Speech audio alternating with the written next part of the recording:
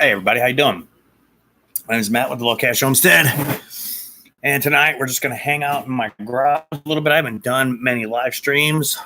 Mostly it's been a time issue and the fact that my house gets loud. My house gets very loud. I have a lot of children, and my house gets very loud. So I'm going to go ahead and get started while I wait for some people to join in.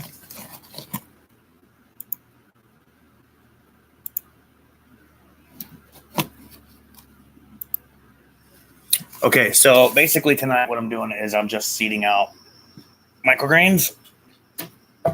Microgreens are one of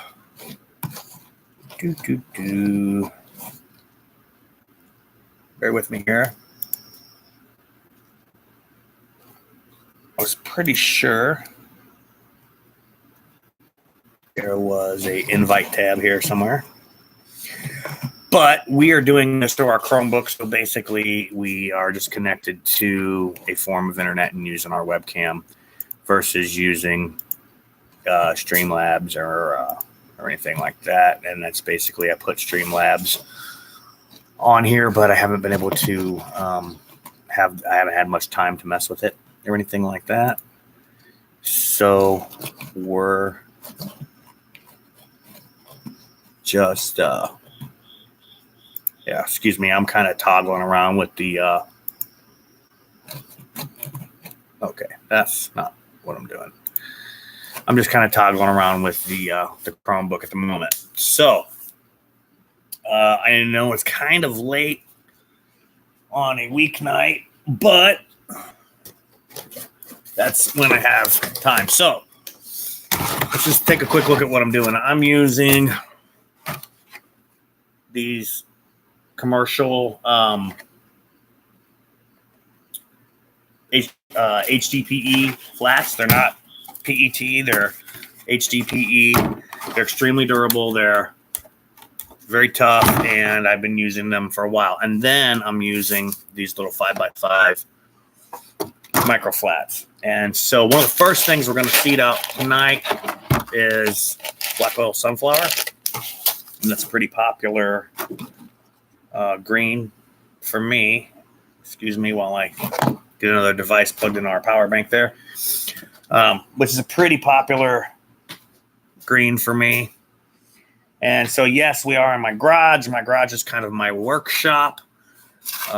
You can see that it gets dirty and muddy and all kinds of stuff in here. So basically, I'm using just a measuring cup, and I've got some good potting mix down here. And I use potting mix for it. I also kind of shake the cup a little bit because I like to get some of the sticks out. And I use 2 cups per 5x5 little flat here. And then when I'll fill all the little flats that I'm going to use. So I was hoping to do a little chat, and I got some pretty cool information that I learned today from one of my sons. And get a couple people in here, and we'll talk about that. And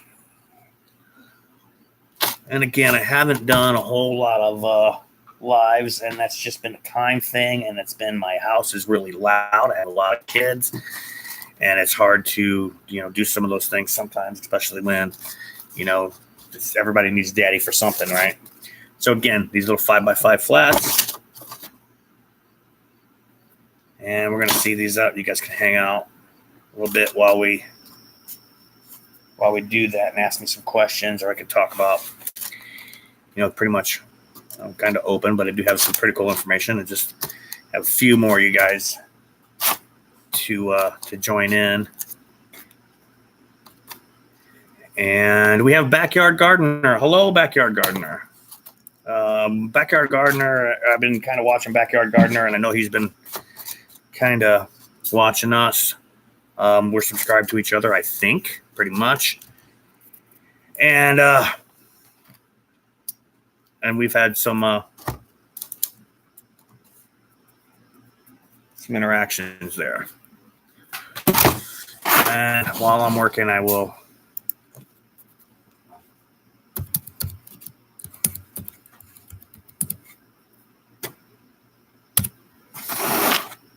all right, so what we're going to do is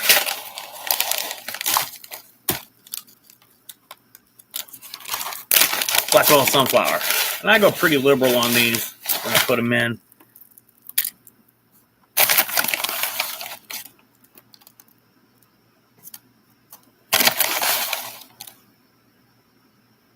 Yeah, the light behind me is causing a glare. If I turn it off, it might, well, we can see what happens. Let me go turn that off and we'll see. You know, like I said, I'm in the garage and we'll turn that off and see if it's still visible in here.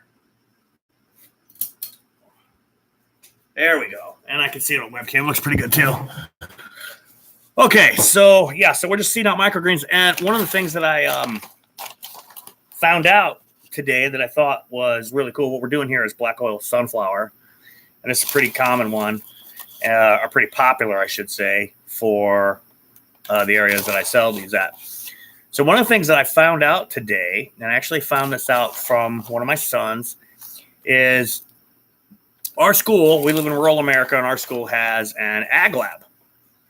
And so they teach agriculture and growing and things like that. So one of the things that I found out today was I gave my son some potatoes that I grew. And these were purple Adirondack potatoes. And he said, hey, can I have these? You know, and I said, well, okay, sure. You know, I thought he was going to eat them. It turns out he took them up to his school and gave them, this was at the, just right before school ended, and he gave them to the ag teacher. And what I found out today is that the purple Adirondacks that I grew, and I'd given him some, is he had taken them up to the ag lab and gave them to the ag teacher, and now there is a massive garden of purple Adirondack plants grown by my potatoes. I thought that was pretty cool that his school is using my products to teach agriculture. I thought that was very interesting. So we did a little bit of black oil sunflower. Now, I used to write on these big poly trays. What I don't do that anymore. What I do now is I use the tags. And that's basically when I first started doing this, I was growing whole flats and then harvesting them and packaging them and doing all of that stuff. And what I found was it was easier on me, and the customers seemed, yes, that's cool. Thank you, Backyard Gardener. But it's that customers seem to actually enjoy buying them as live plants. In most cases, you can let them grow out a little bit more. And in fact, we're going to write this on here. This is BOS, that's black oil sunflower.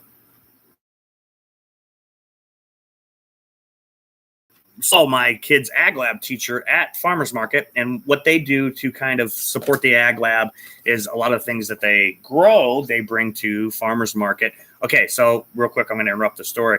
I'm using these 5x5 PET trays to do the microgreens because I sell them as live plants. They go inside the high density poly tray.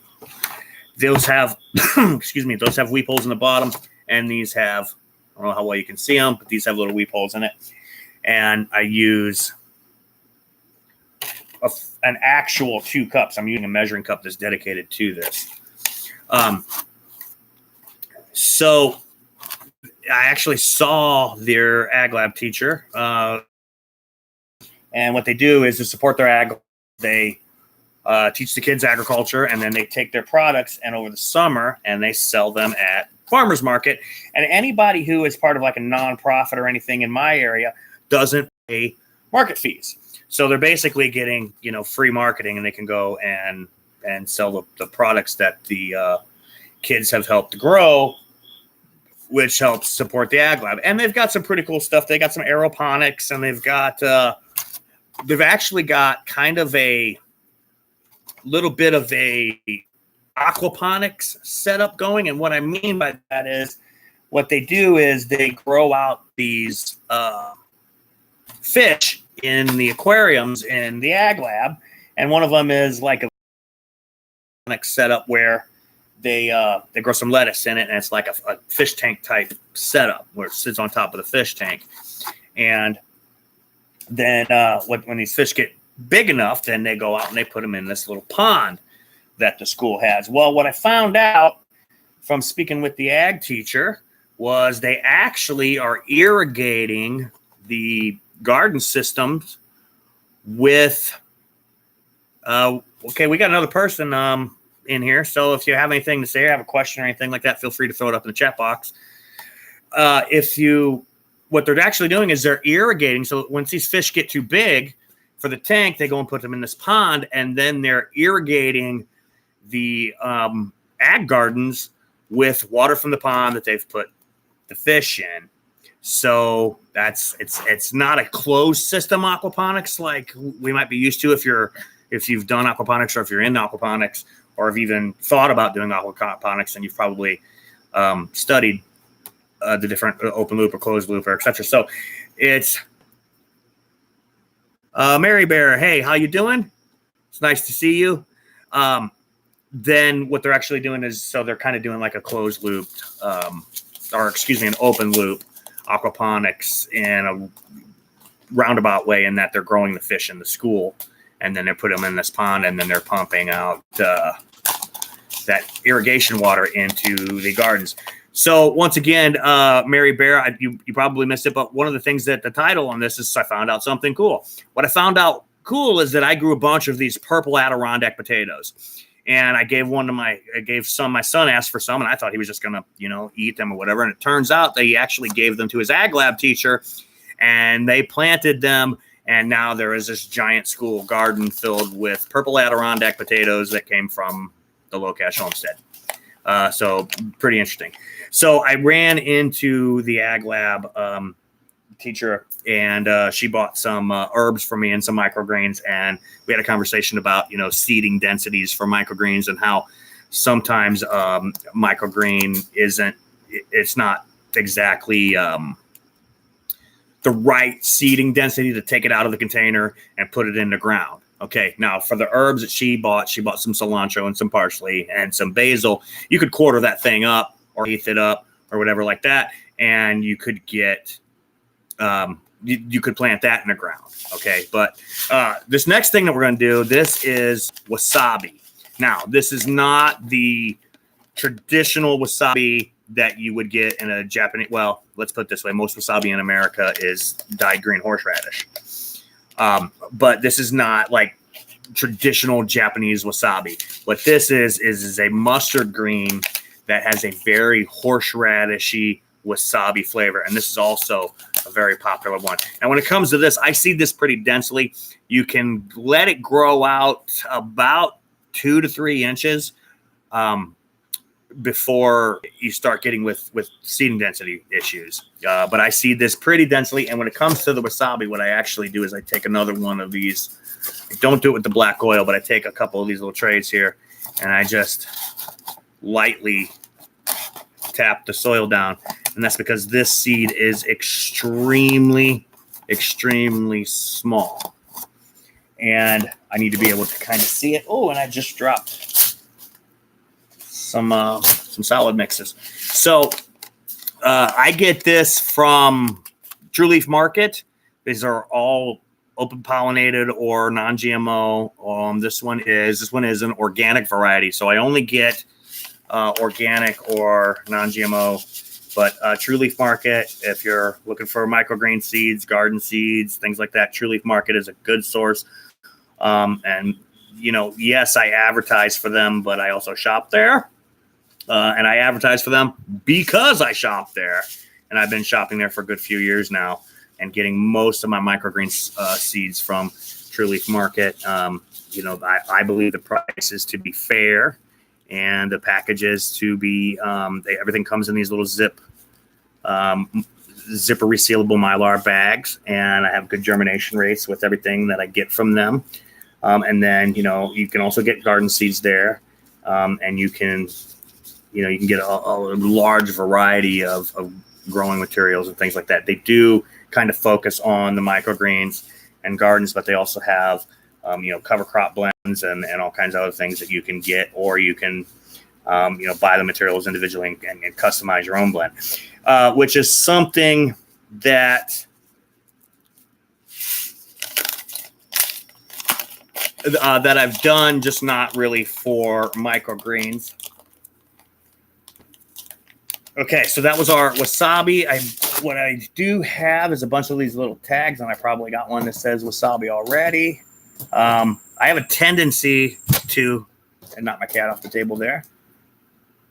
I have a tendency to, while I'm out shopping, I don't need it at that particular moment. If it's clearanced out or at a good price or something, then I will probably grab it. And now that I have wasabi seeded, I can't find a wasabi tag. Here we go. Now I have one. So, wasabi. Now, what I do with these is I will spray them down and I black them out, but I actually grow these outside, which has caused a little bit of a problem with some of the more cold hardy stuff like the wasabi and things. So I ended up putting up a tent, like a big screen tent, to be able to put those in. So we've done our black oil sunflowers. Okay, a little side note. You guys got any questions? If you have any questions, feel free to ask me your questions. And then some of the things that have been going on around here. The big thing has been working on our high tunnel. So we went through the qualification process through NRCS and USDA and everything like that. We're going to get another one of these blue. You can find these on Amazon, by the way. I'm not going to peddle the link right now. If you're that interested, go to lowcashhomestead.com, and I have them on the featured products section. But these are really great trays. That's all I'm going to say. You've heard me probably ramble on enough about those. So the next thing we're going to do, this is now I have a little bit of seed left for this. I'll probably get maybe 2 or 3 trays, but this is a spicy salad blend. This has broccoli, kale, kohlrabi, arugula, red cabbage, and some mustard green in it, and it gives it a very good flavor and a very nice little kick. It's not super spicy. It's not like biting into a jalapeno or habanero or something like that. It just gives it a little bit of zest. If you've had mustard greens or whatever, then you kind of got the idea. So one of the things we've been focusing on a lot besides farmers market is putting up our high tunnel. So we went through the process through NRCS and everything. The high tunnel is here, and it's one of those things that we've been working on it. And I'm still kind of in the structural part of the high tunnel. And that's basically just because you need a couple of people to do it. And the only person who's actually capable of helping me put the thing together only has like 1 day a week available. And so today we ended up getting, you have to put in your own 4x4s for the in-wall structures and things like that. So we ended up getting the rest of our 4x4s. 14-foot 4x4s are not easy to come by. I found them at a place called RP Lumber. Whether you have a RP Lumber in your area or not, don't know. But maybe if you have like a builder's yard or something, versus Home Depot and Lowe's are not going to carry them. And even some of the local lumber companies did not carry those that were large enough or long enough for the whole project. So we got the rest of those today. I found them at a place called RP Lumber. And again, whether or not you have that in your area or not, but they do have them. So we got those done today. We got those today, and I'm expecting Friday. I need to talk to my friend who comes over, but probably Friday we'll be working on that some more. Okay, the next variety we're going to do is the spicy salad, and I'm going to fill 4 flats at a time. And then spicy salad is extremely small seed as well, so I like to tap that down. Now all I do is just lay it on there and just give it a tiny little bit of pressure, just to kind of just flatten it out, make it nice and easy. Kind of. What state am I in? Backyard Gardener. I am in Missouri. So Missouri is there's a lot of really cool stuff about Missouri. Also some stuff that's not nearly as cool. But Missouri has a very solid stance on farmers. And that stance is farmers grow food, don't mess with farmers. That's basically, it. There have been some challenges to the most recent Right to Farm Act. The previous Right to Farm Act was one paragraph, and it said, if you've been doing this for a year and you haven't been a nuisance to anyone, you cannot be declared a nuisance. Pretty simple. The next Right to Farm Act was a little bit, I think it closed some holes, but I think it left some holes as well. I'm not going to complain because, being a farmer, it just means that, legally you can't really mess with me. I'm sure you could, and then the other thing is in my area and for the county I'm in, which I'm not going to narrow it down to county or anything. But in the county that I'm in, and then my county is divided into several districts, and I don't mean congressional districts, I mean taxation districts. So I'm in a taxation district that is like right on the county line. Barely any ordinances apply from that manual apply to my taxation district. So that means that I can do a lot of things without being messed with.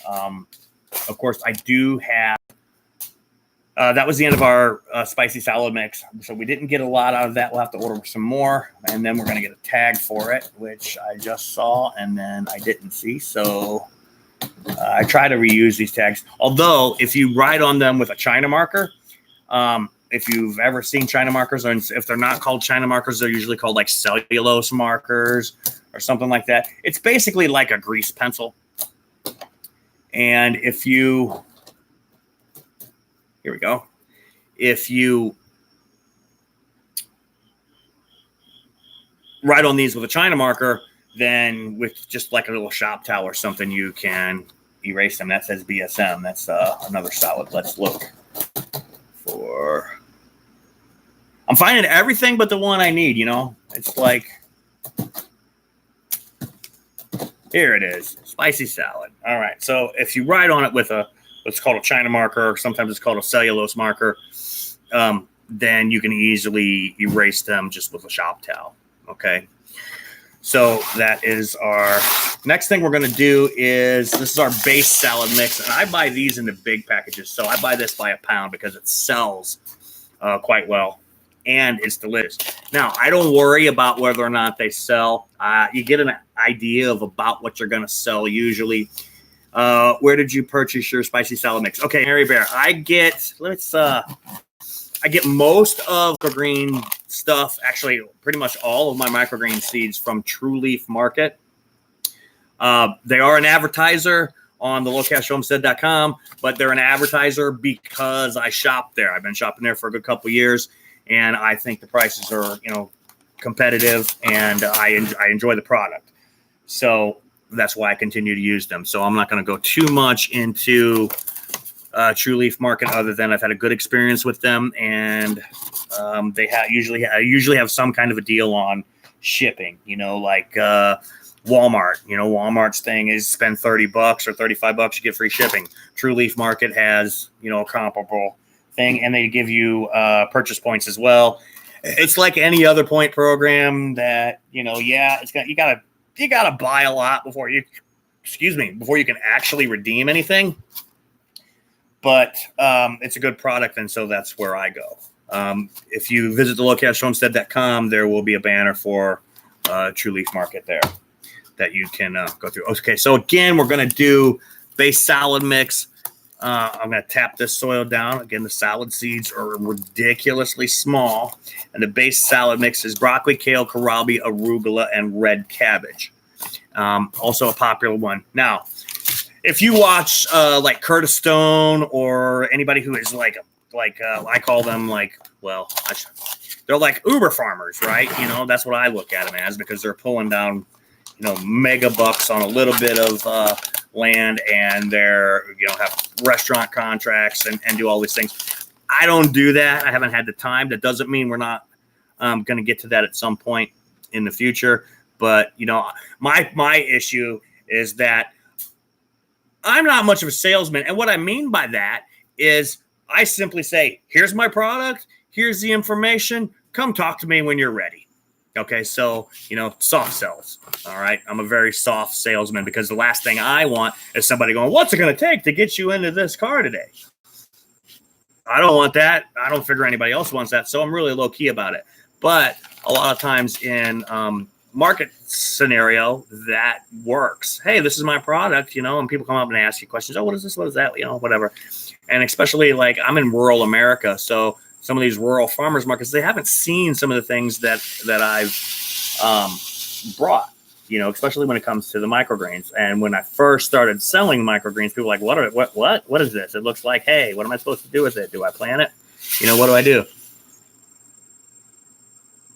If your product is good, it speaks for itself. Exactly. So, and let me put it this way. I have a very loyal base of people who come to buy black oil Sango, wasabi mustard. We'll get to this one. We haven't got to it yet, but these purple Sango radish. I personally don't eat the radish. I just eat the leaves. And as a leaf, it's extremely delicious. But I'm not a huge person on radishes as like as a fruit or vegetable. So, but I will eat the leaves all day long, and I'm kind of the same way with mustard greens. I'll eat the mustard green all day long. There's plenty of greens that I don't like. You're not going to catch me eating kale. Is it good for you? Yes. Is it popular? Yes. Is it profitable? Yes. I don't grow it because I don't eat it because I don't like it.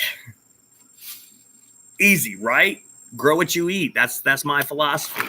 And so I grow things that I eat. If you've looked at any of the garden videos on the channel, then you've kind of seen some of the things that I grow. And I did go pretty skeet with the primary garden this year simply because I knew about this high tunnel and we had ordered it and we did the process and it took so long to manufacture and all these things.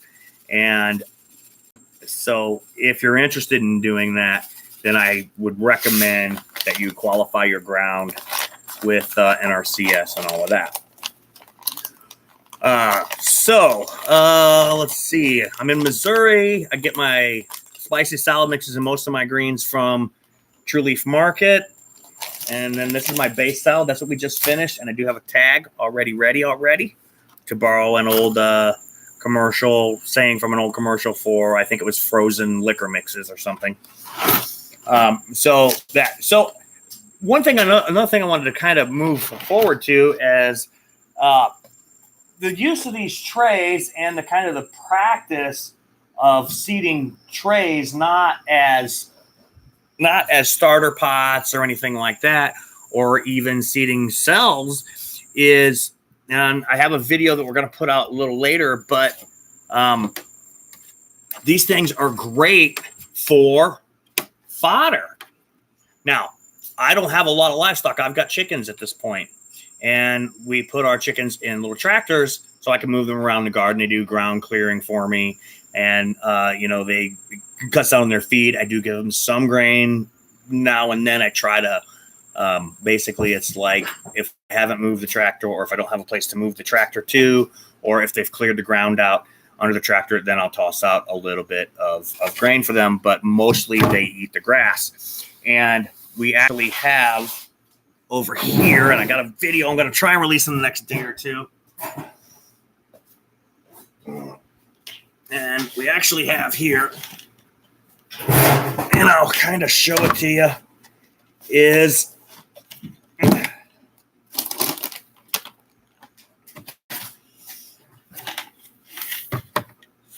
this is a chicken fodder mix that I put together.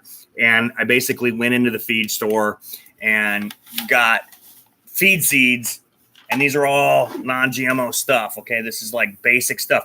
One of the things I would suggest is, and I'm no expert, I want you to be very clear about that. I'm just a guy trying to, grow his food and take care of his family and all that. And I'm no expert, but one thing that I would suggest is if you want to grow a fodder or anything, then call your conservation department and get a copy of their grasslands restoration manual for whatever state you live in. We have one here in Missouri, and it's Restoration of Missouri Native Grasslands. It's a very simple title to the book, and you can get that, and it will tell you what grows, what is native in your part of the state. So basically, how many chickens do I have? About 20. I have 4 Cornish cross, and I bought 20 I bought 16 of the Rhode Islands and 16 of the production reds and 4 of the Rhode Islands, and 4 of that second group didn't make it. The Cornish cross were about halfway grown when I got them, and they were actually liquidating them out 50 cents a bird on those and like $1 a bird on the other birds. And I actually went into a local feed store to get something I couldn't find. Believe it or not. No, here we go again at Wally World. Okay, I live in the country. So our Wally Worlds usually have a pretty decent supply of ag stuff. They usually have bird grains. They usually have cocoa coir, peat, moss, various bagged goods, lawn and vegetable seeds, and things like that. But in this case, I went into a feed store looking for something else, and heck, they even have like layer calcium and all that good stuff like that. So, but I went into the feed store looking for something that they didn't have, and I stumbled across these birds, and they were advertised a couple weeks before as, hey, we're accepting orders, and then they had these birds left, and so I got every bird that, not every bird, but I got most of the birds that they had left. And at my previous place, which was a urban homestead, I don't mean suburban, I mean urban. It was smack in the city. I lived in a 160-year-old Victorian house with like 8 rooms, 8 ginormous rooms, 20 by 20 rooms, all brick. I restored the inside of it mostly, but I actually did so much garden. Nobody even knew, other than I had a couple of ducks, which we came about from being like Easter gifts for the kids. And then, the duck grew up and started laying eggs, and that was cool. And then I had chickens. Nobody really knew the extent of what I had going on because I built all the stuff on my roof. Me and my friend, basically with a ladder and a bucket and a rope, hauled all this stuff up to the roof, and I had grow boxes and sprinkler system and tomato trellises and all these things growing on the roof of a 3-story Victorian house in St. Louis, and nobody knew it was up there. And I had food growing. Really? Wow.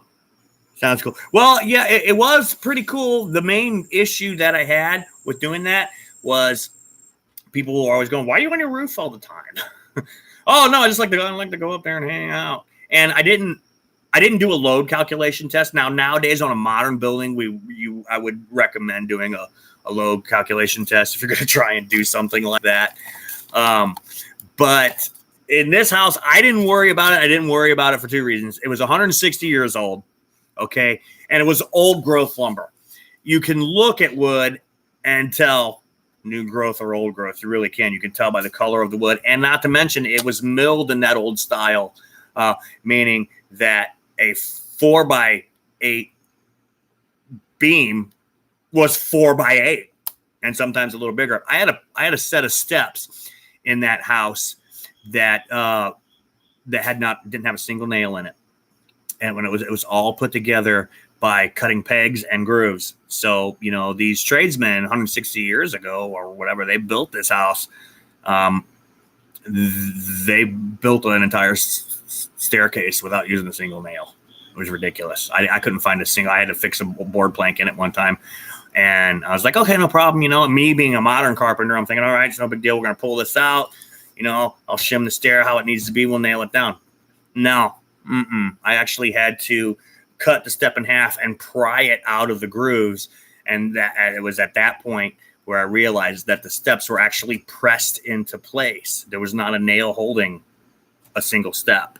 They were pressed into this groove. Now they had risers, but there wasn't a nail in the steps at all. And at that point I was like, wow, that's hardcore. You know, the amount of effort that went into building that.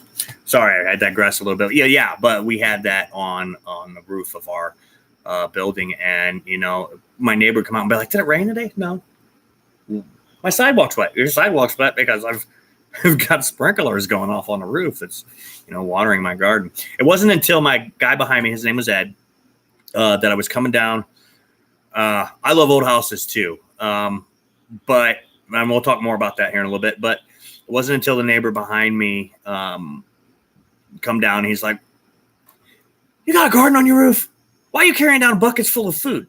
Well, yeah, Ed, I got a garden on the roof. And at that point it was like, you got any tomatoes? You got any peppers? Can I buy some tomatoes? Can I buy some peppers? Can I buy this? Can I buy that? So, you know, that was the beginning of it. I actually had corn growing in the backyard. It was the only thing I had grown in the backyard. I didn't even have grass. I mean, it was just corn. And I had a backyard the size of a postage stamp. You know, my whole yard was the size of a postage stamp. I mean, 3/4 of the entire plot. 3/4 of the entire plot was the house. So that's where we were there. Okay, I love old houses too. My main thing is I lost my shirt on that house, and that is basically I bought the house, and I worked on it. I brought it up to $200,000 or more, and then the housing market crashed, and we lost our shirt. Moved into a lease, and then 2 years later bought the low cash homestead. And it took a lot for 2 years. I mean, it was 2 hard years because my wife and I basically said, all right, this is what we're going to do. We want to be in a place within 2 years. We're going to bust our humps, and we're going to do nothing for the next 2 years. We're going to save every penny. And that's what we did. And then we were able to buy the low cash homestead, and we bought this house outright.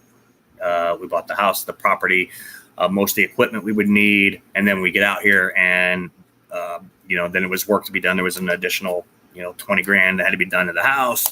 And, you know, last thing after we put all this stuff into it, I realized that there's a malfunction in the well. And that was like the last $2,000 it was $2 or $3,000 to have that fixed. So yes, the housing market did. And you know what? It's kind of like, okay, well, let me back off of that for just a minute here. So what we're going to do now, this is another mustard green. This is called tender green. It's commonly called spinach mustard. When you grow this stuff, it is super, super light in flavor. It doesn't taste exactly like spinach, but then again, what does? But it's a super tender, very, very mild spinach green. So we're going to seed out those. Yeah, so that was a big deal, you know. So that's, yeah, you know. This is also a dark colored seed, so I tap my potting soil down when I do this. Now, well, let's go back to the microgreens thing that I was talking about before. So, like, if you're watching Curtis Stone or something like that, he's got like these little trays, and he puts the seeds in there, and then he shakes the tray. And I think it's some kind of a paper pot tray or something like that. And he shakes the tray and it disperses the seeds through. I don't have anything like that. I just shake them out of the bag, and you kind of get to know about what to do.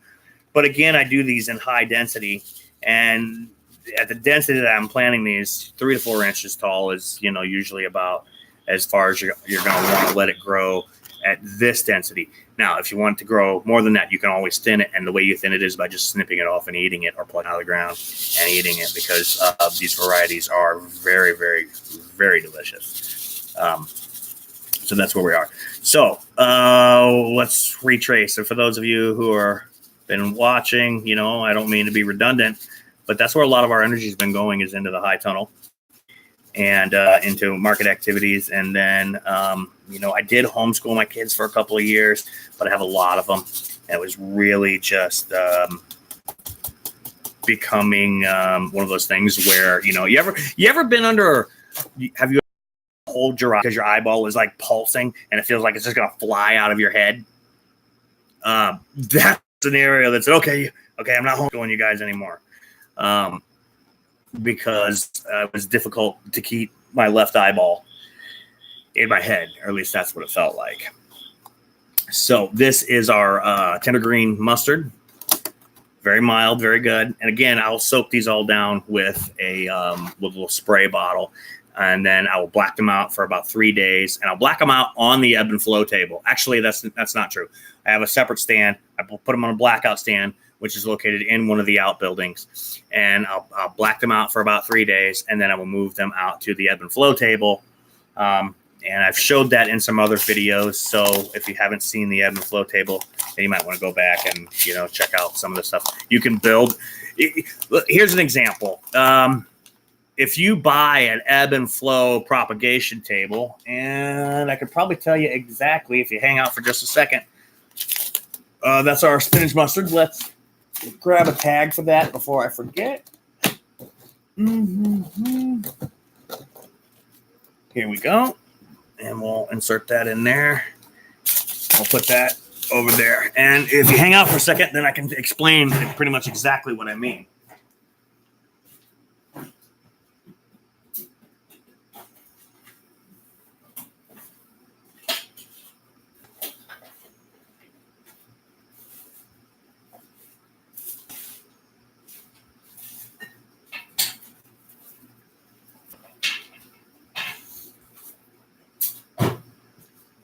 Okay, so let's talk about equipment too. I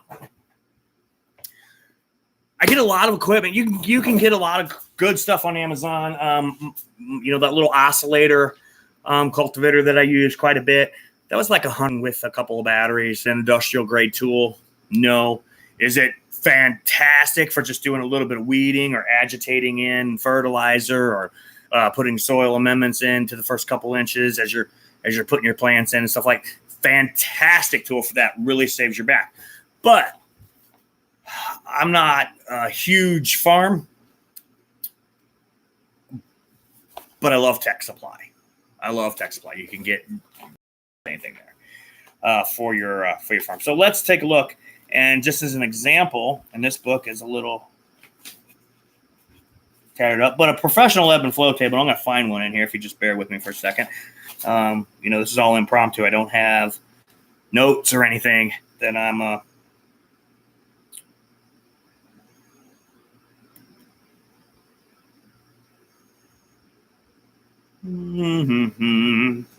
call it propagation table is what they call it in here.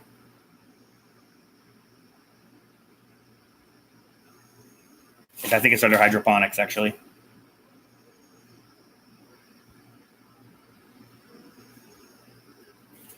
Okay, so yeah, you guys don't want to sit here and watch me look at a catalog, but I'm gonna just bear with me for a second.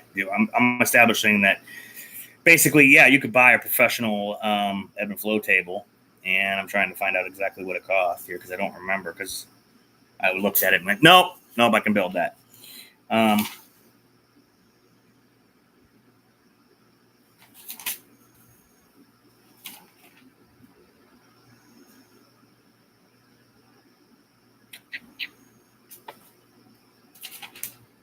Okay, well, I'm not gonna spend a whole lot of time on it because it's probably boring for you guys. But it was $1,000 or better. I built one myself for probably a couple $100. Basically, it's these trays sitting inside a greenhouse mega store. I think it's greenhouse mega store. Has these 2 foot by 4 foot like mega trays, and they'll hold 4 of these and a couple like 4-inch pots. So, ooh, lightning! We're gonna get more rain. It's been raining like madness the last couple of days. So you can actually put this. So I punched a few holes in there, ran some PVC pipe, put some gravel on the bottom. These sit right on top, and with a timer and a valve, you can ebb and flow your microgreens or fodder or whatever. So fodder is one of the things that we were also growing, and that's something. Like I said, with the way I do my chickens, I move them around, so I'm not using a whole lot of grains, but you know, come winter, what am I going to do then? So I can fodder them, and that's the plan there. So the plan is to fodder. When I do fodder in these, I just put, and the video's not released yet, but I put just enough dirt to kind of cover the ribs, and then I put the fodder mix that I made.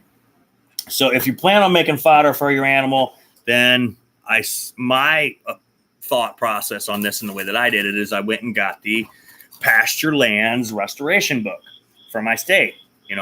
For the state of Missouri, the conservation department puts out a book, restoring pasture lands with native grasses or something like that. But it tells you what grasses grow in your specific region of the state and sources for those and all of that. Now, fortunately for what I want to do, all those sources were available at the local feed store. I didn't have to go to any of the specific suppliers that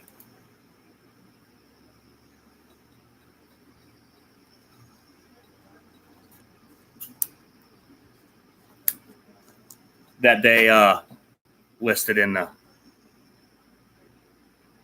back.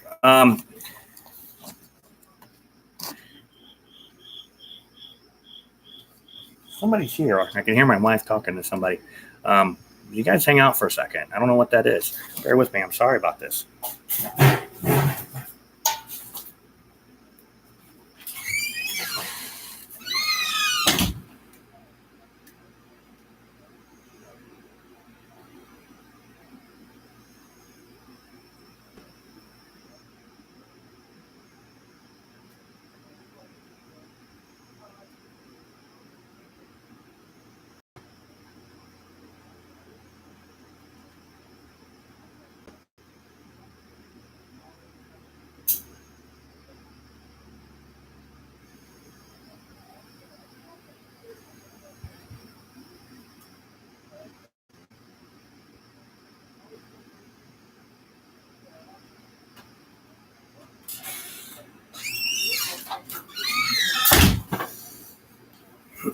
All right. Sorry about that. Not a huge deal.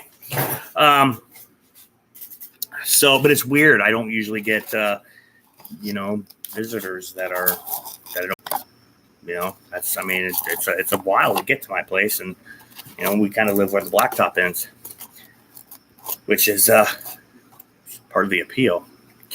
Okay. The next thing we're going to do is this radish. This is a purple Sango radish. The leaves are purple. And it has a very, very nice bite. It's not like the wasabi bite. It's a different kind of taste, but also very good. So we're going to do the purple Sango radish next. And I think I'm probably going to talk to you guys until I get all my varieties in or until I run out of dirt. And when I say run out of dirt, I mean in this container because I keep my dirt in container. And that's it. So I've noticed a little bit of come and go here. If you're new, if you haven't talked to me on the chat before, go ahead and throw a little comment up. If you have any questions or anything like that I can address for you tonight, we're just seeding some trays, and I'm just talking about some of the stuff that's going on around here. And that's what's going on. Now, if you're just joining us, the cool thing that happened was I grew some purple Adirondack potatoes, and if you're been with us for a minute, then hopefully you don't mind hearing this story again. I grew these purple Adirondack potatoes, and I gave some to my son, and he said, "Hey, can I have some of these?" And I said, "Yeah, sure." And I thought he was just gonna reserve them for he was gonna put them up on a separate place in the storage or whatever. And that wasn't the case. He actually took them to school and gave them to his ag teacher, and now the school's agricultural lab, their gardens are filled with purple Adirondack potatoes that came from the Low Cash Homestead. I'm pretty excited.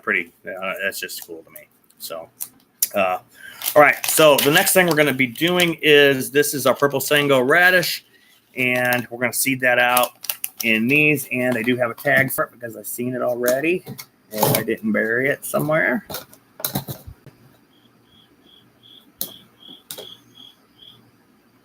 Sorry, I was sharing strain. Thank you, I think. Dee Dee's Pharmacy, how you doing? So based on the name of your channel, I'm going to guess that you grow medicinal herbs. Is that correct? For Dee Dee's Pharmacy? I'll give you a minute. Listening on a phone or something like that.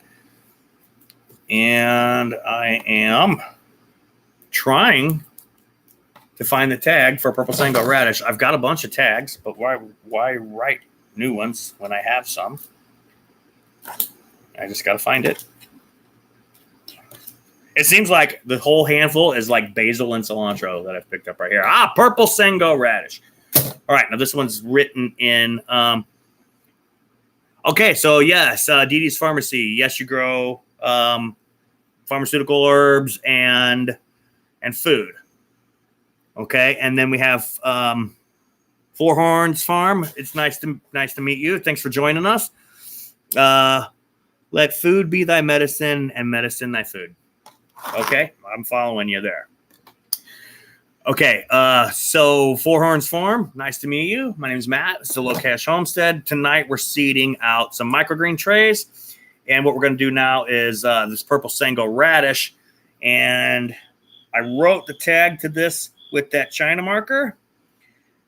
And it's a little bit rubbed off, so we're just going to write it back on here. And what I have today is a Sharpie. Markers and stuff, they vaporize around my house. I think there is like a hidden wormhole. And Diva Jones 03. Hola. Okay, so what we're doing now is Purple Sango Radish. Again, I get these from True Leaf Market. And we're going to seed these out on these little micro flats that we have inside of our HDPE 1020 flat. So as I said before, you can get a lot of cool ag stuff on Amazon. You can, I like Tech Supply for a lot of things. Our high tunnel. A little bit of both. Okay, so Microgreens was never, I'm going to give you a little backstory here. Microgreens was never intended to be a primary business for me. I started growing them, one, because they're delicious and I like to eat them. And two, it was to give myself kind of an introduction into the market here because nobody knew who I was. And there are some very big sellers that, like, it's before the market opens, they got lines around the corner. Okay. That's not me. Maybe at some point it will be, but I don't judge my success based on other farmers. I judge my success on, did I do better than last year? So microgreens were, I have this product now. I can grow this product quickly. I can introduce myself. And then as, because let's say it took a long time to get our homestead to the level it is now, because we bought our house and homestead and acreage and everything, and it was overrun. And when I say overrun, it means I couldn't even find all the trees that I hit with the lawn tractor. I couldn't even find all the barbed wire that I ended up cutting out of the tractor blades. The place was a mess. Not to mention the house needed like 20 grand in repairs, and all the water pipes were busted, and things like that. So it took a long time to get us going in that way. My son was just born. He was an infant, like newborn. We had moved into the house like 3 weeks before he was born. So we had it to that level. Hi, good evening, Melanie Williams. It's nice to meet you. My name is Matt. Thank you for joining the Low Cash Homestead. We're seeding out some Purple Sango Radish here and talking a little bit about microgreens. So, no, microgreens was never intended to be my primary business. I kind of got known for it a little bit in my area, at least at the couple markets that I visit, that I sell at. And then when I started coming in this year and I started bringing stuff like Asian long beans, and everybody had cucumbers and squash and stuff like that. But when I come in with these green beans that are 18 inches long, and they're and I got them hanging off my table, and people are going, "What is that?" And I come in with stuff that different varieties of potatoes. So that first year at that market, I wasn't just peddling microgreens. I was also kind of doing some op-ed, like what are they selling? What are they selling? What do they sell? And what can I do that's different, but familiar enough that people will buy it? And the Asian long beans were a popular one. And then also, and this is not an exotic or anything, it's a very, very common crop, Kentucky climbers. I've done pretty good with Kentucky climbers. That's your Kentucky Wonder, your Kentucky pole bean. One of these days, because I have several videos where I say Kentucky a lot.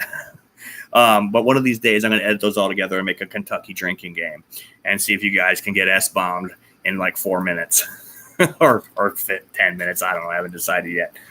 So, and that actually killed out my purple Sango radish.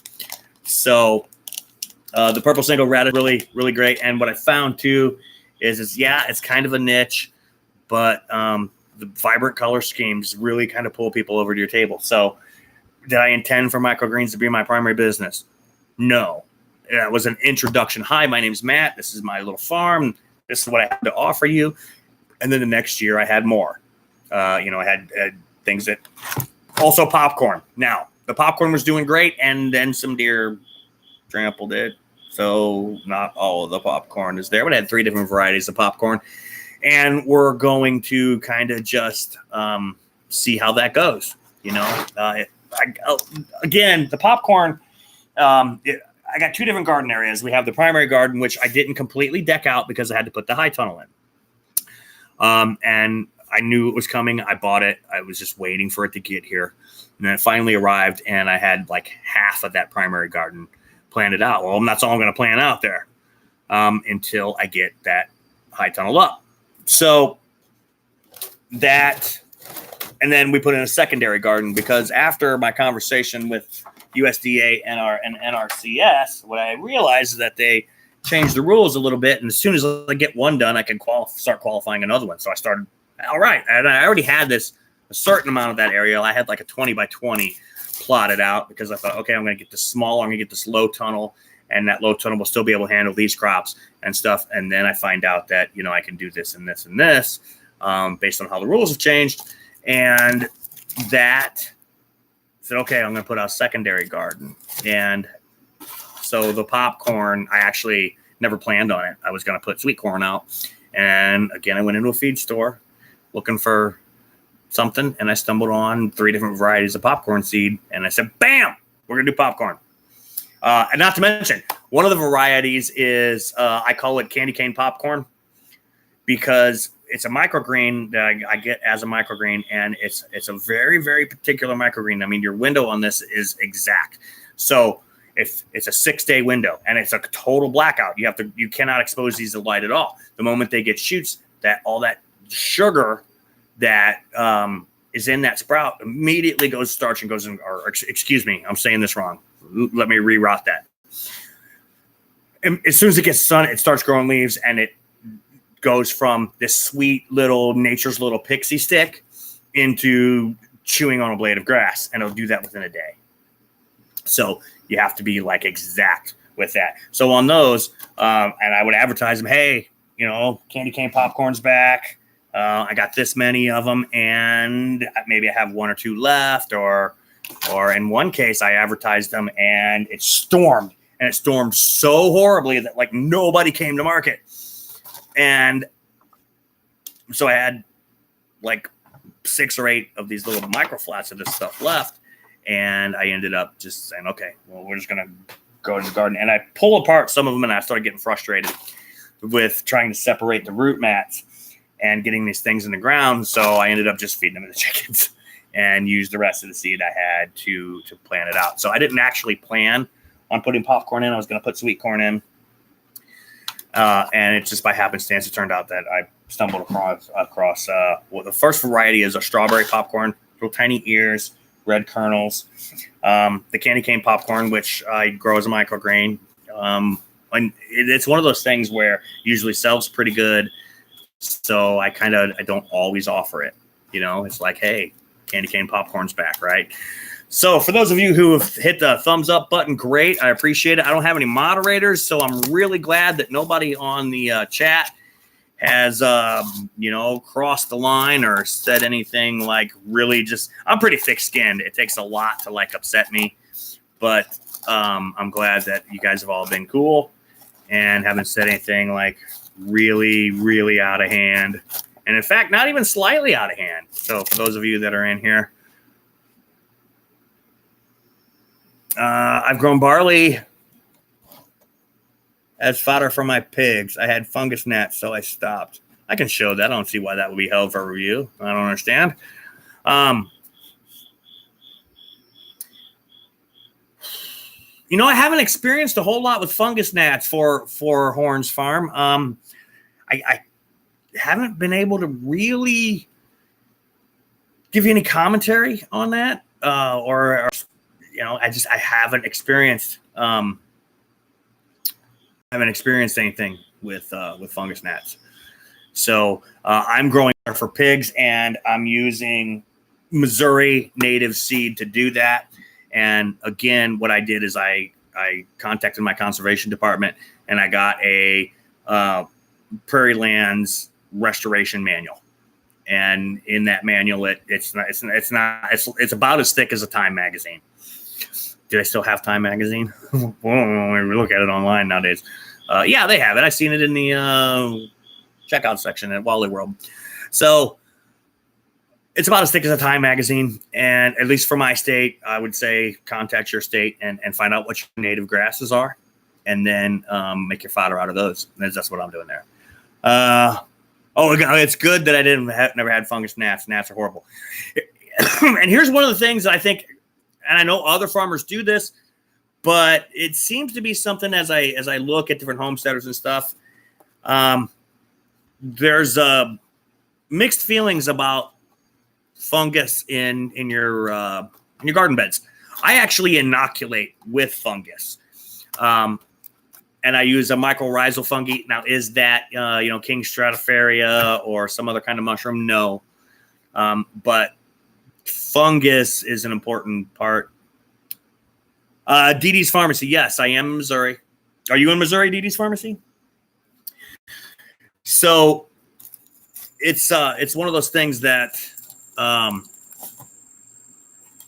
so my fodder design is based on that. Yes, you are, DD's Pharmacy. Okay, I'm not going to give you exact location, but I am, as you start to come into the Ozark foothills, I'm at about 900 feet. So if you want to, I don't know where you are, and I'm not going to ask you to reveal that information. We all enjoy a certain amount of anonymity, but I'm at about 900 feet. So we are coming up, and I am not very far from the National Forest, and I'm not very far from a lot of the things here. You're north of there, so north of the Ozarks, or I'm not in the Ozarks, but I'm in that hill area. Southern Missouri, here's the thing. Northern Missouri is flat. Southern Missouri is hilly and kind of mountainous, and people don't think that, mountains in the Midwest. There ain't no mountains in the Midwest. Yeah, there is. It's not Appalachia. It's not the Rockies, but yes, there are mountains in the Midwest, right here in Missouri. Now we all know about Tennessee has mountains, and Missouri has mountains, guys. No one thinks of that, but yeah, they go, Ozark Mountains, those aren't mountains, those are hills. No, they're mountains. They're very, very old mountains. They're one of the older mountain ranges in the U.S. Okay, let's move on. Let's talk about, let's see here. Okay, this is a lettuce mix. You get a lot in this little bag here. This is a 1 ounce bag. This is a gourmet mixture of lettuce mixes. I don't remember exactly. You're a trucker and you know all about it. Okay. So yeah, you get it. You know how Missouri is. It's flat north, and it's hilly and mountainous, and in some cases swampy. When you get down to the boot heel, and I don't know how many of you guys are familiar with history, but the boot heel exists because Congress was paid off so that a boot maker could sell military boots to both the North and the South. and he said, hey, Missouri Compromise cuts this off here. I'll give you this much money if you include this, because then I can sell boots to both sides. That's what the boot heel is there for. That's why it's there. It looks like I've only got enough to seed out like one tray. You almost died on old 71. You're familiar with Blood Alley then, okay? Not all of it's been corrected. It's still a pretty treacherous road. So this is going to be our, yes, they're familiar with Blood Alley. All right. For those of you not in Missouri, then maybe you won't understand that reference, but it's a stretch of highway. Lots of people have died on it. And it's actually a really long highway. It's broken up into several different pieces, and it can take you north to St. Louis and pretty much all the way down to the Ozarks, depending, pretty much. And you start getting through some of those areas there, it can get very, very treacherous, and people drive on it like it's a 4-lane interstate. And it's ridiculous. And there's been a lot of people dead on, Blood Alley. Now, the part that heads up towards St. Louis, they've expanded out, made it a modern interstate, 2 lanes in each direction. And that happens all the way till you get to a specific town, which I'm not going to mention. And then from there, it transitions back into, you actually have to exit that section, go down a state route, get back on another area of Blood Alley, and there you go. So, okay, that was our gourmet lettuce. I had very little of that left.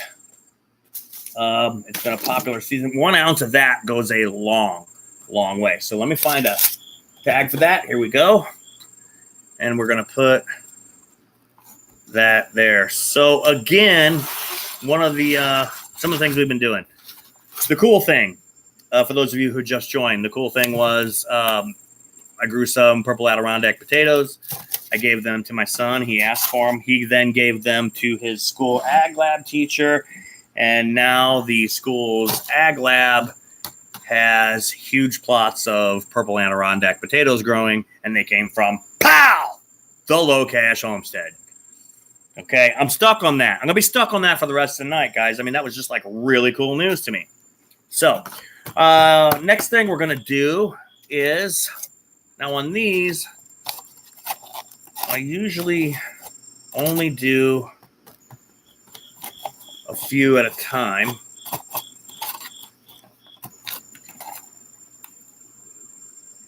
I grew those. They were delicious. David Jones 03, can you clarify what you grew?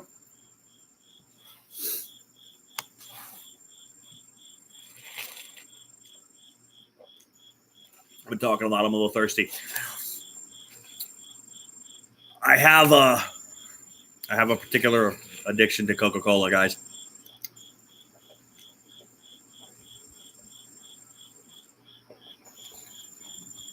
Adirondack potatoes. Okay. Pardon me. I've been talking about a lot of different things that we've been growing, and yes, they are delicious. And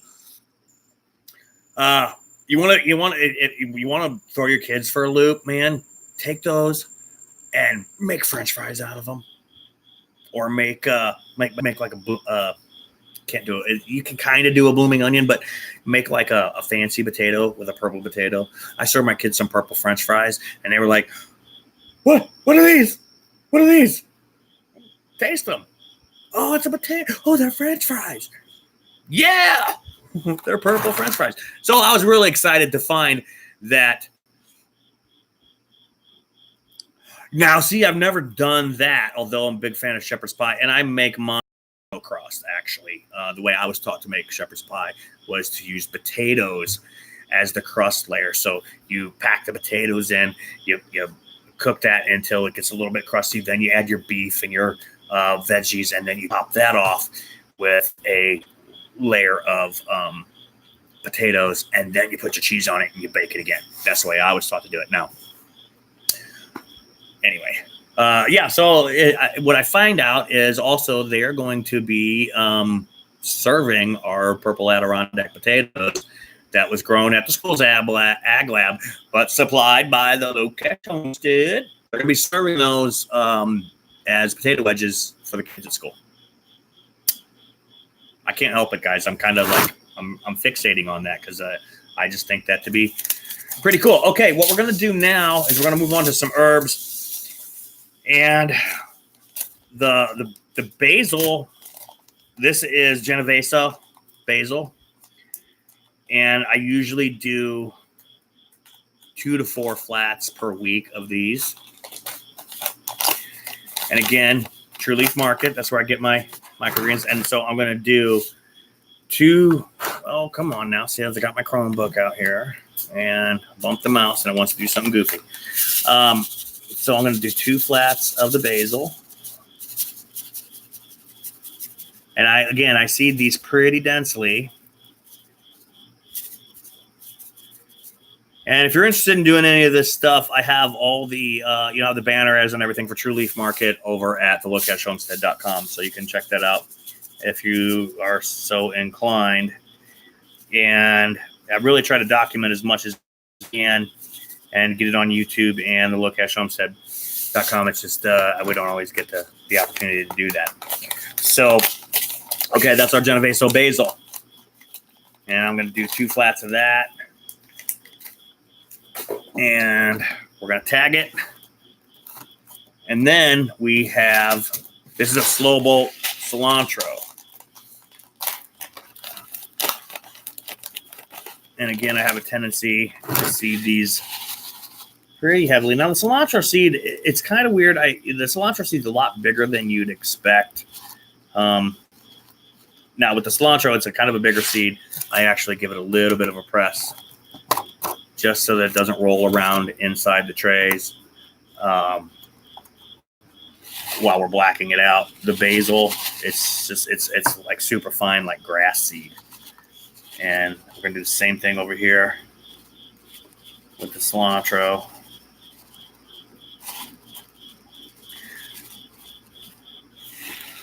And the other thing I wanted to do is I wanted to thank everybody for not just for joining in tonight, but we recently hit 500 subscribers. And I just want to tell everybody thank you for those of you who are subscribed. If you're not subscribed, please do. And if you are subscribed, thank you very much. We greatly appreciate it. So we just hit 500 subscribers just a few days ago. And so, unfortunately, I wish I was doing some kind of a celebration on it, but we're not. Maybe we'll work that out at 1,000. We'll see. So thanks for everybody who's been subscribing and checking out the Low Cash Homestead. Okay, we're going to seed out a couple more trays, and we're going to do, up next we have parsley. This is Italian flat leaf. I usually do pretty good with these. I don't like to offer too many at a time. Well, thank you, Forhorn, for that's really it. That's like kind of a, I keep wanting to say 4 homes, and it's just my tongue wants to say homes. 4 Horns Farm. The other thing is here in Missouri, and they're up in the city, up in St. Louis, but we have a company called 4 Hands, and 4 Hands makes beer. And so I'm looking at that, and I'm not a huge beer drinker, but oh, thank you, Mary Bear. It says, so 4 Hands. I also what wants to come out of my mouth is 4 Hands Brewing Company. So, but 4 Horns Farm. Okay, so thank you for being friends with us and hanging out with me as I ramble on while I fill little trays with dirt and seeds. Right. Okay, so we're almost done. I got a few other little trays we're going to seed out. Anybody who has any questions, feel free to throw them up in the chat. I will do my best to answer them, and it can be about anything as long as it's, PG or PG-13. We have to stick with the community guidelines and all that. Melanie Williams. Thank you, Melanie. Yeah, and also, if you haven't hit the thumbs up, I'd appreciate that. Yes, Melanie Williams. Congratulations. I'm saying thank you, and I appreciate it. And thank you very much. I don't really know how else to go from thank you very much, other than, the experience of learning from each other. There's not a whole lot that I can say. Okay, what we're going to do now is parsley. This is dark green Italian flat leaf. This is a pretty good seller as well. Not everybody likes parsley, but usually when you get a whiff of it. And here's another thing that happens with these basil trays. This stuff comes in and it forms like this fluffy little carpet. And whether somebody buys the basil or not, I'm going to say 60% of the people that walk by the basil, they rub it. Like it's a fluffy little carpet. Because basically it is. But it's smell, and then they go around smelling their hands, and then they come back.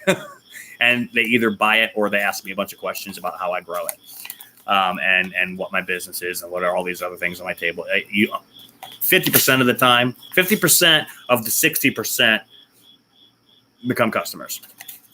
So, and honestly, man,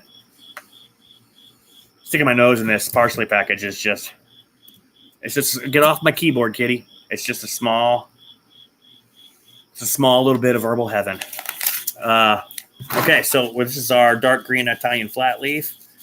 And again, I seed this heavily. I seed very densely when it comes to the microgreens. And if you were to grow these out, the common question I get is, can I just stick this in the ground? No, not usually. The seeding density is too high. I want to learn microgreens. Microgreens are very healthy. I'd love to grow it to eat. Microgreens are also pretty simple. There are a few that can be touchy. We were talking earlier about the candy cane popcorn. That one can be a little touchy. And then there are some varieties that's best to soak. Like, for example, nasturtium. Nasturtium is commonly known as it's a flower. You can eat the flower. You can eat the plant. Man, but you grow that as a microgreen.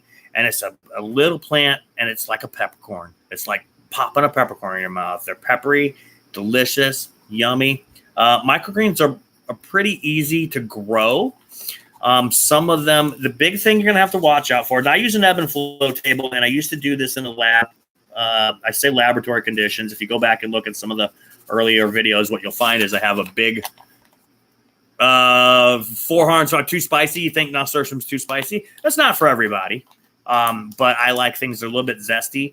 And when I say zesty, I don't necessarily mean on the Scoville scale, like you measure jalapenos or habaneros or anything like that, but like mustard greens and nasturtium and wasabi and things like that.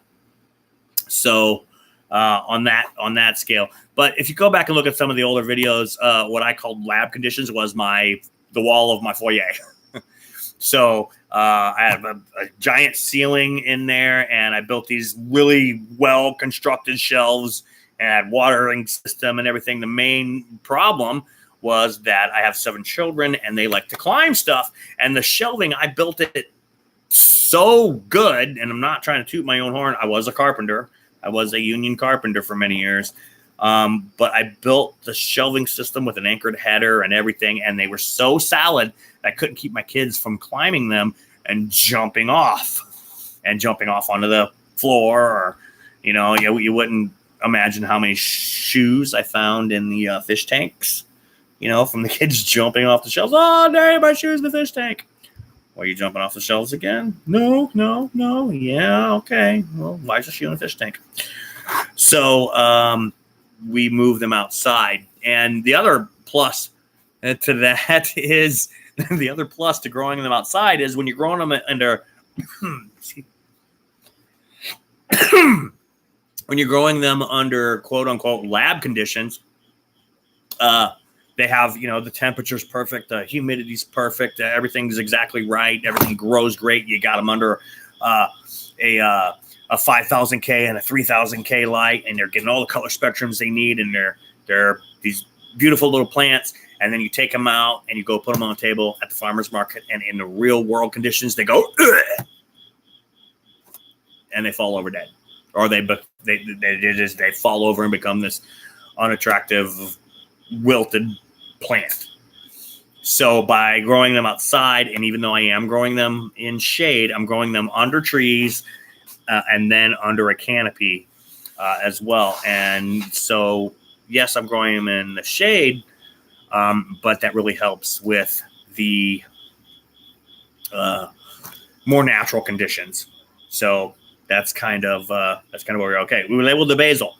We're going to label the cilantro, and I've seen that cilantro tag like many times now. And now that I have it, I thought it would take an hour to find, but it didn't. Here it is. And so that is our cilantro. And then we have our basil, parsley. Or parsley. And there's a tag for the parsley. And there's the parsley right there. So the last thing that we will probably seed, but we're going to seed that tomorrow, is going to be our nasturtium. I'm using a jewel mix. We're going to soak that. And for those of my customers who have had it before, whether they got it from me or not, what is the easiest and tastiest for a newbie? Man, peas. If you like peas, then I'm going to say pea microgreens are probably the easiest. Soak them for a few hours and then, sow them direct. And they're, again, I'm going to go back to True Leaf Market has some like hydroponic mat things that you can use. I use those. I prefer to use dirt versus those little moisture mats that you can seed directly onto. The way that I sell, where I don't harvest, I just sell the whole tray. There you go. That'll be this much. I would say pea shoots. The other thing that's great about pea shoots is, well, thank you, Four Horns Farm. Hey, I got it right. Four Horns Farm. Check that out. So I would say peas. And I like the dun pea. And then, so the thing that's great about pea shoots is, one, they're delicious right out of the ground, or right out of the tray. But the other thing that's really, really good is take those and batter them up in some tempura. You can get tempura at most grocery stores. I know Wally Worlds have it. That's where I buy it from. You hear me talk a lot about Wally World, and that's because I live in the country, and that's what there is. There is Wally World. There's Wally World, Farmers Market, Save a Lot. That's what you got. Yeah, it is a tongue twister, but you should be proud of it. That's what there is. There's Save a Lot. I don't really like Save a Lot. There's Wally World. There's Farmers Market. So unless you want to drive a couple towns over, that's what there is. And Tractor Supply. Believe it or not, we don't have a Tractor Supply. That's funny. We don't have a Tractor Supply. We don't have a Tractor Supply. We don't have a Buckeyes. We have an Orscheln's, which is okay, but not Tractor Supply. But we have an Orscheln's. So, and of course, every town in America has a Dollar General and a Family Dollar. Actually, we don't even have Family Dollars out here. We have Dollar Generals. So, yeah, TSC. We don't even have a Tractor Supply. No way I order online and pick up at Tractor Supply. Yeah. Yeah, we don't, but we don't even have a Tractor Supply. The closest Tractor Supply is 35 minutes south. And that's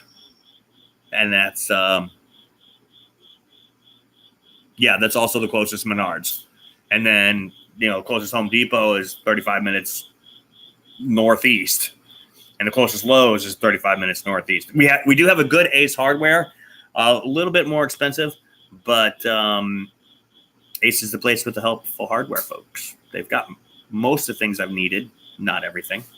But when the flange on my toilet breaks because my children were jumping off the toilet into the bathtub, I'm not sure why. The bathtub was empty. I'm not sure why that was so fun, but probably because they're 3 and 5, the little ones anyway, that were jumping from the toilet into the bathtub. So when they break the closet flange on your toilet and you have to take everything out, put a new closet flange in, then yeah, I'm gonna go down to Ace and I'm gonna pay the extra $2 or whatever versus driving all the way out to Home Depot or Lowe's. So that's where we are on that. So there's a lot of I'm not even in a town. My mailing address is one town, but I'm not even in that town, and that town has a population of like 6,000 or something. I'm not even in that town. I'm 20 minutes outside of that town, and from where I'm at, it's 20 minutes to get to Walmart. It's 15 minutes to get to the closest gas station. Yes, my daughter flushed a teacup set down the toilet. Here's the thing: is when I lived in St. Louis in the house I was talking about earlier, where I had the massive rooftop garden and everything, we had a sewer backup, and the so it was $100 for these guys to come out and snake it out, and they ended up pulling like the large GI Joes. There was like a GI Joe that had somehow managed to make it through the plumbing and into the St. Louis trap. If you're not familiar with a St. Louis trap, it's a strange plumbing configuration, but it and I'm in a small town in a big county. I totally understand. Right. So I'm not going to divulge the county that I live in, but let me go back to this real quick. So yeah, I have experience with toys being flushed down the toilet. We are on a private on-site waste management system.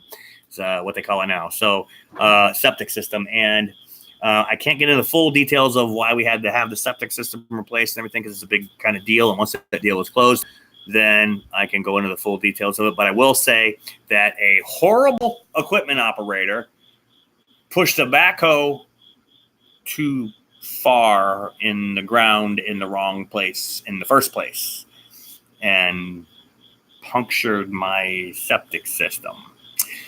Good news is I got a brand new one, and it's a modern system. It's good news and bad news. The system that was here, so it's 2019, so it was 19 years old. This house was built in 2000, and we bought it in 2014, and so it was an age system, but it was functional. And where I live, as long as the system is functional, you don't have to do anything to it. When it stops functioning or malfunctions, that's when you get into, repairing, replacing, and things like that. And it actually changed a lot of the rules. So rather than just doing simple morphology testing and percolation rather than doing percolation testing and flow rate testing, now they do stratification and morphology testing, which requires them to dig these giant holes all over. There's a video explaining that. It's called Test Digs for Septic or something like that. But anyway, we got our new septic in, and I have another video there that I'm up. I need to finish updating and putting that out where we go over the whole septic. But this is a pressure emitter system. I didn't want something with all these moving parts, but this thing has machinery out the wazoo, and pumps and alarms and electronics and all this stuff, where I was like, hey, I don't want that. Let's gravity feed it, put in a new gravity feed system, low maintenance, don't have to mess with it. Very few components to break. The only way something is going to break is if some idiot operator sticks a track hose through the field pipes. That's all I can say about that. But we do have a new one now, and allegedly it's like 85% drinkable right out of the first tank, and it's got 4 little tanks on it. It is also an aerated system. It uses a Venturi intake to excuse me, I'm having a hard time here. There's a word I'm missing. Aerate. To aerate the waste. And the aerobic systems my understanding of this is that aerobic bacteria is actually larger and hungrier than anaerobic bacteria. And I have some experience with anaerobic operations from building little biogas digesters. I built one when I lived in the city, and I built it out of some 55-gallon drums, and I put dog crap in it. I made this thing work with dog crap, and it worked enough that I got burnable gas, and I could start to boil beer with it. And when I say beer, I mean alcoholic mixtures. You could not boil 55 gallons of wort or mash or beer, or whatever you want to call it, with the amount of gas it produced. But you could start the thing off, and then after that, I was building wood fires underneath it until it got super, super hot. And I was building a casino up in St. Louis, and I was working, again, I was in the Carpenters Union, and I was working 714s building this, 712s, excuse me, 712s. I was working 7 days a week, 12 hours a day, making fat money for like 4 months to get this casino done. And in the process of me not being home for all those months, it physically exploded. And I don't mean exploded like fireball. I mean exploded from pressure, where the welds in the steel cans actually failed. And it was really, really nasty because, again, I was using what poop I had, which was dog. And it took probably about 2 days to get that smell just out of the air. And it took 2 days and a whole lot of water flushing that stuff. And I actually flushed it into the St. Louis trap in the back of the yard there. So, okay, we've got our microgreens seeded out. I want to say thanks to everybody who came and joined us. I don't know. I'm going to try and make it a habit of doing lives, Wednesday night and maybe Thursday day. I'm still trying to sort that out because, again, my house is very loud until the family is either at school or asleep. Think about the light in the back because it does shadow so I don't wake up the kids. Plus, I had chores to do. So I want to say thank you to everybody who watched the show tonight, and hopefully I'll see you again soon. That was Low Cash Homestead. Thank you very much. Have a good night.